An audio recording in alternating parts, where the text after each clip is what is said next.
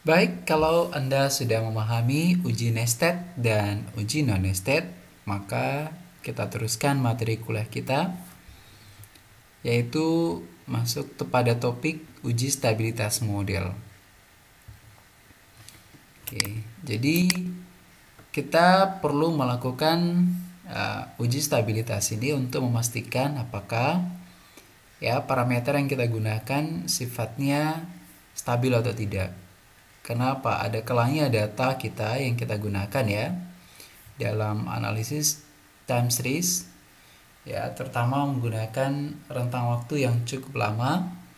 Bisa jadi dalam selang waktu itu ada sebuah perilaku atau kejadian yang dapat membuat data kita itu kurang stabil. Ada kondisi tertentu, misalnya karena krisis atau karena wabah penyakit dan lain sebagainya, sehingga membuat data kita fluktuasinya tidak bagus. Oke, bagaimana cara mengujinya? Adalah melalui uji stabilitas model. Apa itu? Yaitu merupakan suatu mekanisme untuk mengetahui apakah parameter pada model kita sifatnya stabil atau tidak. Tentu kestabilan kestabilan parameter model ini ditentukan oleh stabilitas dari data yang kita gunakan. Ada banyak alat uji yang kita boleh gunakan untuk melakukan uji stabilitas model, seperti pada slide ini ada 4 Tetapi pada pertemuan ini kita hanya menggunakan atau mencoba menggunakan uji Chow Forecast Test atau uji CFT. Oke, bagaimanakah mekanisme uji CFT? Nah, uji CFT ini digunakan untuk mengetahui kestabilan parameter.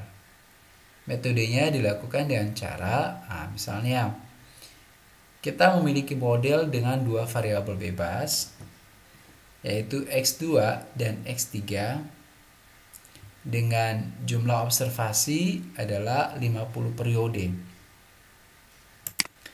Kemudian kita estimasi model ini,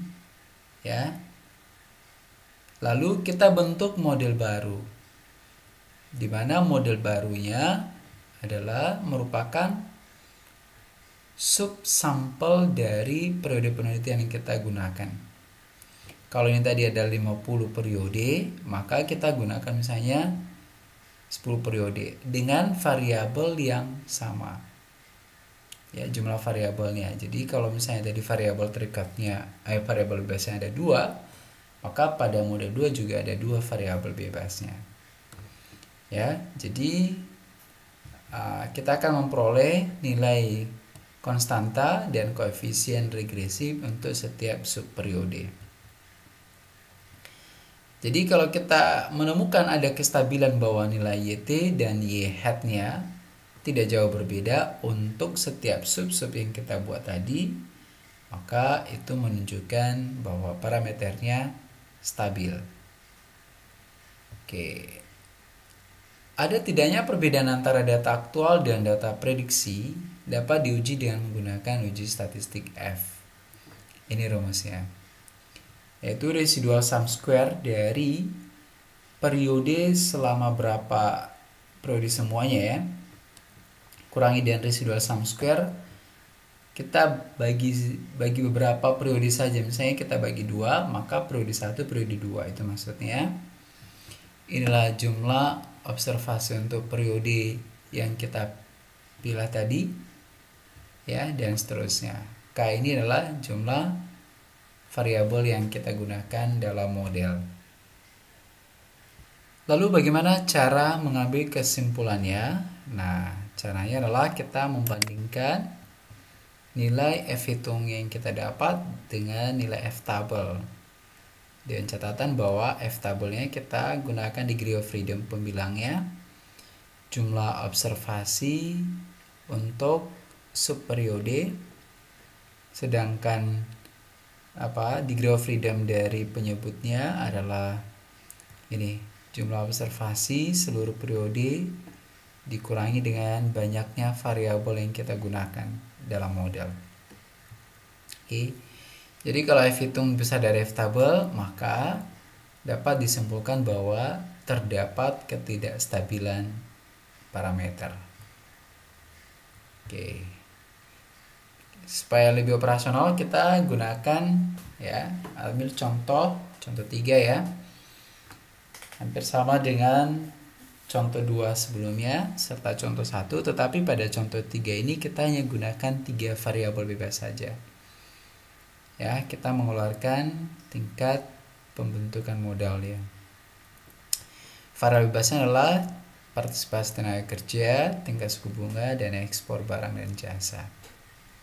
Oke, lalu model ini dengan variabel terikat adalah GDP per kapita purchasing power parity, kita estimasi menggunakan EVUS. Oke, hasil estimasinya ini dia. Ya.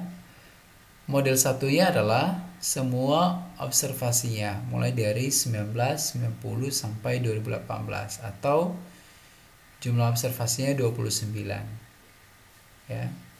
Nah, ini nilai atau hasil estimasinya. Ya, ini periodenya ya.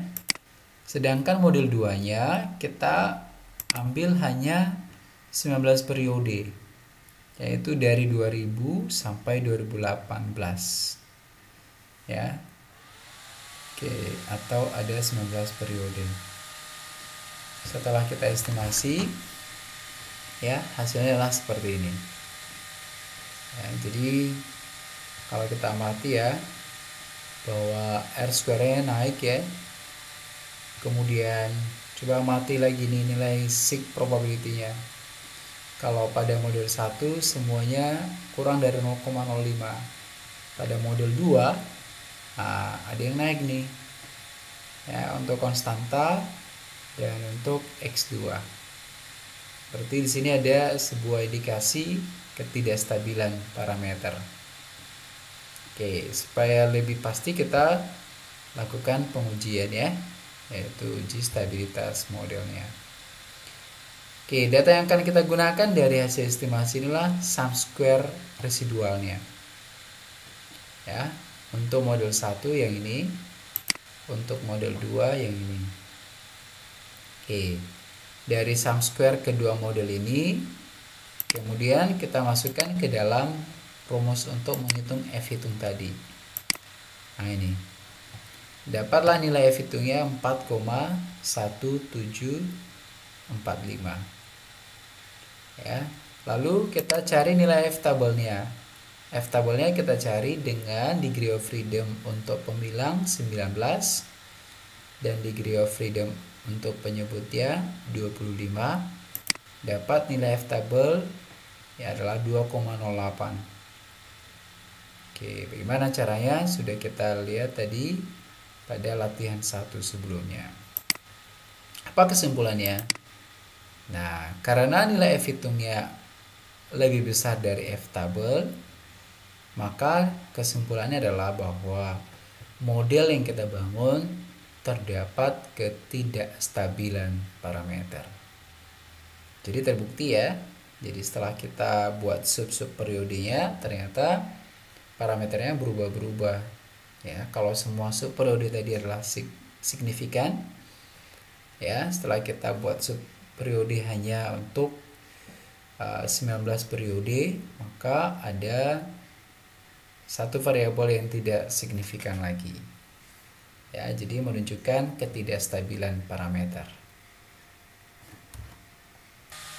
Baik, agar lebih paham lagi, maka saya memberikan tugas kepada Anda ya untuk melakukan pengulangan di rumah ya, yaitu tugas dengan ya, data seperti ini ya.